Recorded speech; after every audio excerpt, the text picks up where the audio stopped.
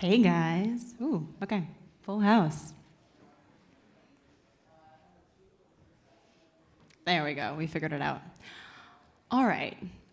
I would love to talk to you guys today about how this painting from 1876 is an indictment on the way that consumer research depicts consumers today. So I want you to look at this painting. What do you see? This is a painting by Edgar Degas, and it is a prime example of the realist movement in art in Europe. Here we see a woman and a man in a French cafe drinking absinthe. But what Degas is really doing here is he is depicting everyday people doing everyday things and feeling emotions that everyday people feel. Now, I know to our TikTok traumatized eyes, you might be thinking, so what? It's a sad girl in the bar, who cares? But this painting was a revolution at its time, because for paintings like this, art in Europe tended to look like this. It depicted people in heroic moments. Here we have Alexander. I don't actually know if his name's Alexander, but we're gonna call him Alexander. He has a well-styled hairpiece. His cheeks are flushed. He's got a 24-piece suit. He is perched very naturally on that royal spear. Alexander may be a lot of things, but he is not depicted realistically. Before the realist movement, artists depicted people in very formal places, doing very formal things, like churches and schools. Here you see a lot of strict line work. You see the geometric architecture. You see the very ornate garb. I really like his artfully angled feet. I have never angled my feet like that while putting a ring on my bride's finger. This is not realistic. Before the realist movement, paintings often depicted the ultra-wealthy, doing strange ultra-wealthy things like infantilizing their dogs. This was not realistic. Before Degas, before artists like Courbet and Monet, people were depicted in heroic moments, in formal settings, and it was often of the ultra-wealthy. Now I want you to look at this photo again. Do you see how different this is? We have a man and a woman. They're not in a church. They're not in any school or formal setting. They're in a bar. And look at their posture. They are not posed. There is no lyrical element to the way they're moving their bodies. They are slumped and frumpy. And look at their expressions. They're unhappy. But you get the sense that this unhappiness is not just from an argument over the dishes, that maybe it's a longer, more persistent kind of unhappiness, maybe a longing. When this painting was first released, critics called it disgusting. They said it was ugly, uncouth, debauched. One European art critic went as far to claim, "What a slut!" When the painting went up for auction at Christie's in London, it was booed and hissed out of the room. All of that moral outrage just because an artist dared to depict everyday people doing everyday things and feeling emotions that everyday people feel. Now, this movement didn't stop with painting in Europe. I want to look at American television. For decades, American television presented this idealized American life. It was the Leave It to Beaver family, 2.5 kids, whitewashed, perfect, happy. And you saw the same movement towards more realistic depictions. HBO led this wave with shows like The Sopranos, 6 Feet Under, Sex and the City, and eventually Euphoria. And in that American life, people did drugs, they had breakdowns, they used vibrators, they had sex, they showed their ass. That was the America that was then portrayed on television. Let's look at a third field, photography.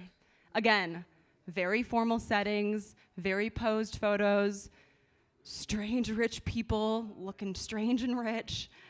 And I want you to compare that to this piece by Nan Goldin from 1983. We see a man perched on the edge of his bed, smoking a cigarette. We see his lover looking at him with some sort of ambiguous resentment. Is she contemptuous? Is she afraid that maybe he doesn't love her anymore? Is she just grumpy because he didn't make her come? We don't know for sure, but we do know that this photo is a lot more realistic. And so I want you to look at all three of these images. Our unhappy woman in the French cafe, Zendaya on the edge of a breakdown, and Nan Golden looking resentfully at her lover. Look at the powerful emotion on each one of their faces. Look at the realism. Somehow, in every other discipline of art and entertainment, we have had powerful movements towards more realistic depictions of people. In painting, in film, in photography, in television. And yet, in the $75 billion industry that is consumer research, we still depict people like this. Tommy Technology. Tommy Technology is 34 years old. He makes an annual household income of $125,000. He has a serious girlfriend, really loves running 5Ks and going to brunch with other young couples. Tommy does have struggles. He struggles with being seen as the young guy in his office and being taken less seriously as a result. Look at all that, all those words on the page. We have all these words about his challenges, his biggest fears, his hobbies and interests. And somehow it still feels like we know more about Tommy's dogs, a Labrador Retriever and a Pug mix, than we do about anything real in Tommy's inner life. I'll give you another example. Often consumer research likes to understand things like food preferences. Why do people like certain foods? Why are they attracted to certain flavors? And food has such an amazing, rich, emotional and cultural tapestry. It's got cultural symbolism, it's got a history, it's got very personal feelings of connection to childhood. And yet with all of that rich potential, consumer research often comes back with something like this. Do you see what a bag of flaming hot Cheetos means to a 15-year-old girl in Houston, Texas, who is obsessed with Megan Thee Stallion in that spider chart? You don't. Do you see what a hot cup of Shin Ramen means to a Korean immigrant studying for finals late in the library? You don't. Do you see the pride of eating lemon pepper wings when you are from Atlanta and for decades you had been told your city is shit, to which someone finally said, the South's got something to say? You don't. Consumer research fails to get any of our depth and our emotional complexity, and it stops so short of getting the kind of feeling you see in that photo on the right. So much so it feels like it steals the souls from people. It takes all of our contradictory emotions, our complex feelings, our culture, our history, and it flattens it. And you have to ask, for what? For some idea of simplicity? For the idea of being universal? To feel like you're connecting with the widest possible audience? And I would ask, which one of these do you think has the better shot of evoking something in the widest possible audience? I don't think it's Tommy Technology. It's time for consumer research to have the same movement of realism that we've seen in film, in art, in painting. And I want to tell you, it's beginning to happen. Over the last couple years, there has been a movement of research shops who have been more committed to bringing realistic depictions of people into research. Nonfiction might be the most notorious, but there are several other firms leading the charge.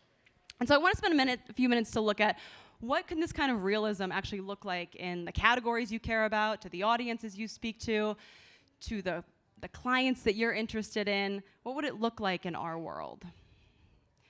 So I'm going to begin with pregnancy. A couple years ago, we were approached by a mental health app called Twill, and Twill was interested in giving people a more realistic depiction of pregnancy. Now, when you looked at what pregnancy looked like at the time, it was a lot of this. It was a lot of very joyful, empowered moments that pregnancy was supposed to be the best time of your life. And when you did look at a different side of pregnancy, you often got a lot of caricatures, right? It's the crazy hormonal pregnant lady, or it's this very stock image idea of baby blues. And that was what pregnancy looked like in culture and what brands were producing, even in newsletters from the bump. And to get a more realistic depiction of pregnancy, we spent time in motherhood circles. We interviewed women and their friends. We visited with doulas. I interviewed my gynecologist while getting a pap smear. And what we saw and what we heard from women was an experience of pregnancy that most of them weren't even sharing with their closest friends. It was a form of difficulty and darkness that they experienced in pregnancy that went so far beyond baby blues, and yet no one was talking about it. And so I would like to play you a clip from a conversation we had with a woman so you can hear it for yourself. And then that's when I get hit by, and so there was a car, it was like really close to my house, and there was a car that T-boned me, and I started spinning out, and I was okay, thankfully. The other car was not okay, but I was okay. But I was immediately like, this, I'm gonna lose my kid, I'm gonna lose the child, I'm gonna lose air, and I was listening to that song, and so and I was just thinking, this, and like when I'm spinning out, all that's crossing is my mind is this so I was, at this time I was like 8 months pregnant, and I'm spinning out, and I'm thinking, this, I'm kind of just wishing I was gonna die, like if I die, like I don't know, I like, it was like I'm afraid of losing this kid, but if I die, hopefully, like, we'll die together. And I was like, because I'm just thinking, like, this is how it ends, and I'm arguing right now on up until the end, and this entire issue, this entire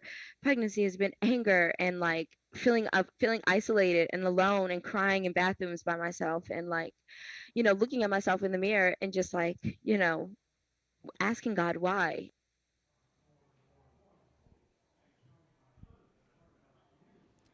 Do you hear how different that is than Tommy technology? Even how different that is than gender reveal parties and baby blues. That is an experience of darkness and pregnancy that is very common, but so rarely talked about. And I think when you experience that, and when you see the kind of depth and the specificity, and you capture that kind of experience, it opens up a lot of possibilities that wouldn't have existed before. So Twill eventually designed a pregnancy sequence that was really dedicated to supporting women during those difficult and dark times, and even driving awareness for them, because most women weren't even primed to know that that is something that they could happen. The research also ended up becoming a podcast that was aimed at destigmatizing these feelings in women. And also became resources in OBGYN offices, because even in the rooms where these conversations should be happening, they weren't. So that's what realism can look like in pregnancy. But what does it look like in fatherhood?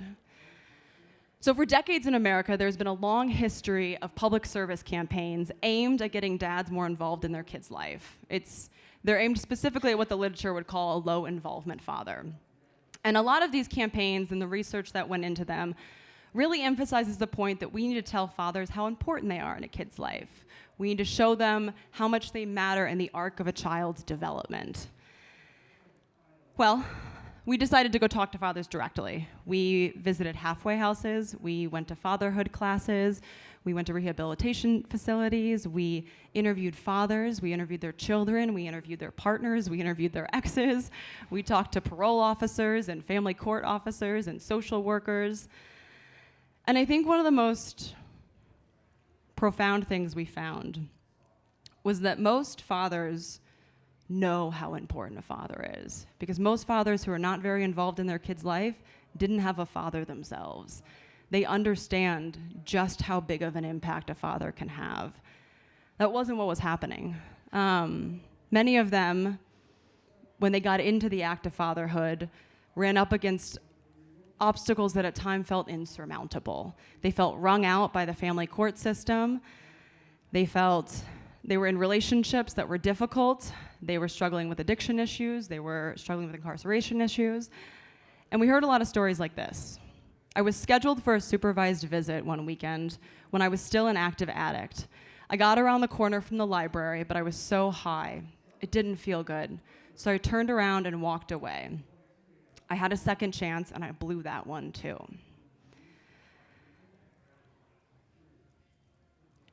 He didn't disengage because he was unsure of how important being a father is. He disengaged because he was fucking ashamed. A lot of these fathers felt defeated, they felt discouraged, they felt shamed, they felt humiliated, and they withdrew. That was what was stopping them from being more involved in their kid's life. And so they didn't need to hear how important a father is. What they needed to hear was keep fucking going. Keep going when it's darker than you can ever imagine. Keep going when you think your kid would be better off without a father. Keep going when you don't think there's any light at the end of the tunnel. Keep going.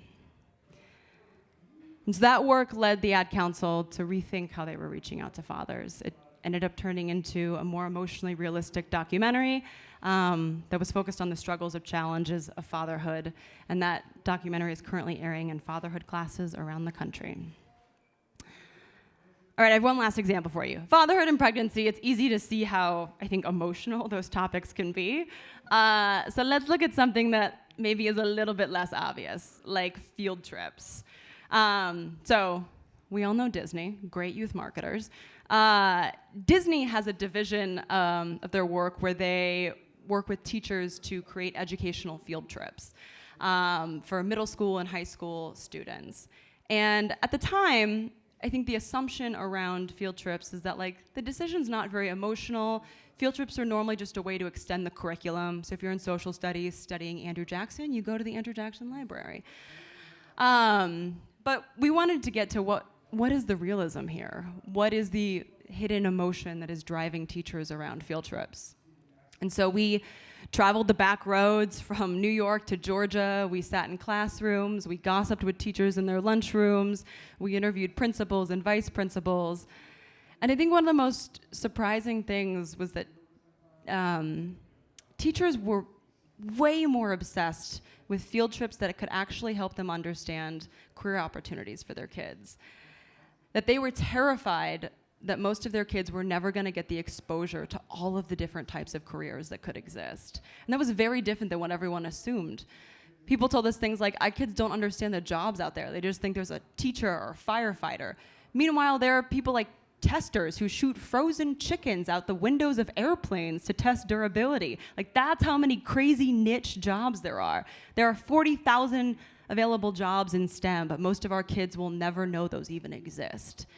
And that fear that your kids are never going to be able to imagine what's possible, that they're never going to break out of what they know from a career perspective, haunted a lot of these teachers.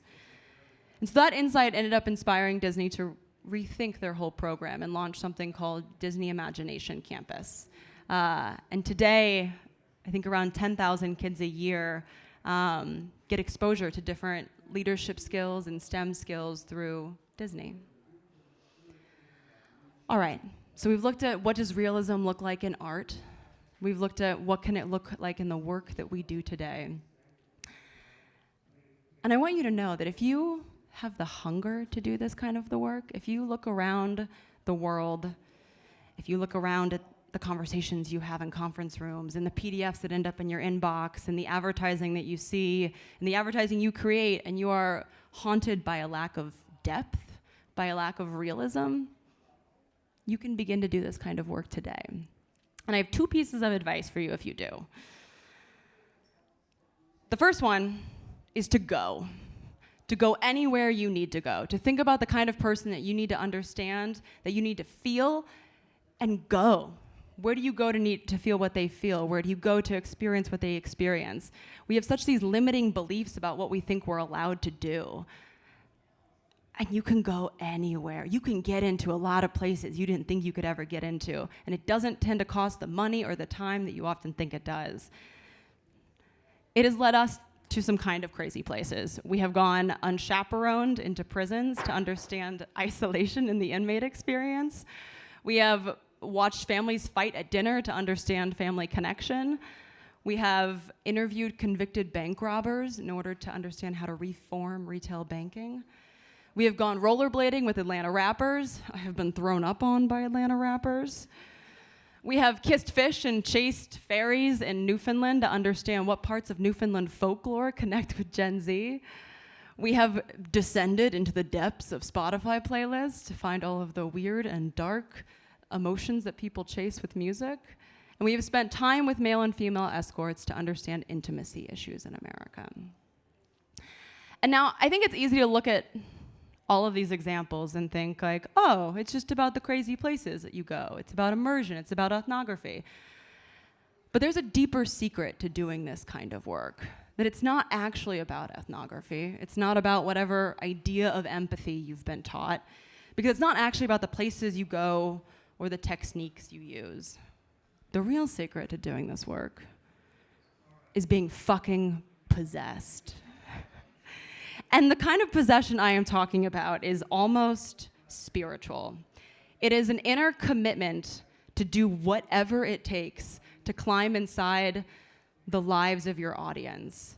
And when you do that, the difficult part, the part no one talks about, is your own reality starts to become a little shaky, right? The ground beneath you feels not so solid anymore, and the vice grips of your own belief systems begin to open. And the ability to tolerate that descent, to actually go and feel what people feel, it makes you start to feel like a stranger in your own life. It can make you feel very lonely. I've cried in the shower. I've lost friends doing research projects before. But that kind of possession, that willingness to, as Eminem says, lose yourself, that's what makes you so powerful. And only when you fully descended into someone else's life, where you can feel their experience almost coursing through your nervous system, only then can you return to paint a portrait of a man and a woman in a bar drinking absinthe. Thank you.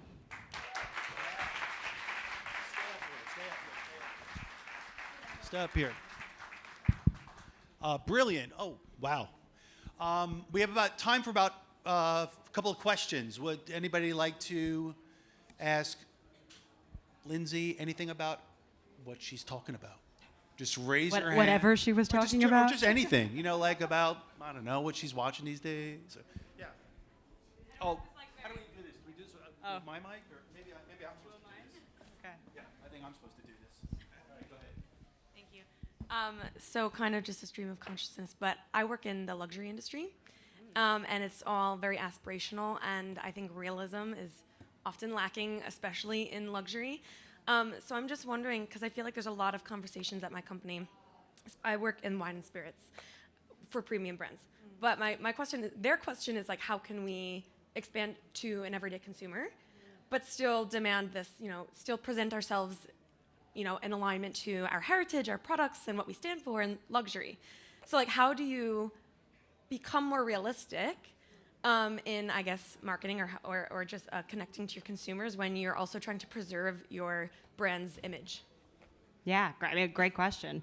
I think people's fantasy lives are the gateway there.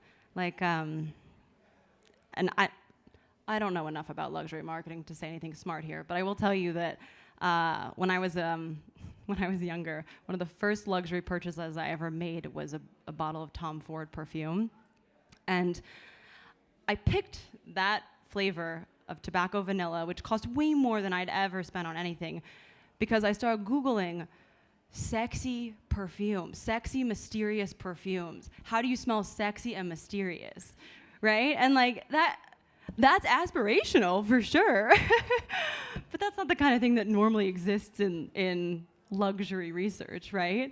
And I think we showed a lot of examples that were dark here, but people's fantasy lives hold so many secrets to their aspirations, and they're a lot funnier and weirder than you ever imagine, the way we build our personas and our ideas. And so I wonder if that's kind of a way to think about it in luxury. Excellent. Another question. Yeah, up front. Thank you for making me not walk. I got you. Hi, I'm also a researcher. I mostly work with quant methodologies and statistical modeling. And I'm really interested because I feel like you're obviously a very creative person. I feel like I could say that because you have this amazing outfit on. It's working. Love it. Yeah. It's working. But also I struggle sometimes in terms of working with clients, they want to understand things in a statistically significant way. And they're always like, how do we aggregate this in a way that makes it impactful and meaningful and significant? And I think sometimes struggling to combine qual and quant research to make this narrative really comprehensive is like a big thing in the research industry in general. Yeah. And like, as you explore more qualitatively the lives of these individuals, where do you see the need for kind of that quantitative counterpart, if at all? And like, how do you see like quant research also playing a role in adding to like the dimension of this? Yeah, it's a great question. It's funny because I think people often encounter us and they're like, oh, you must just love qual. We're actually kind of obsessed with quant, only because, yeah, like you do have to know, like, is this just Henry? Is Henry just fucking weird? Or is this all of your is everyone Henry in some way? And so I actually like love, because quant forces someone to believe it. And so if you can, if it proves out, it's amazing. And so I think the two together, I think, are so important, because then it helps you do that dance of a client who wants to know that something is universal.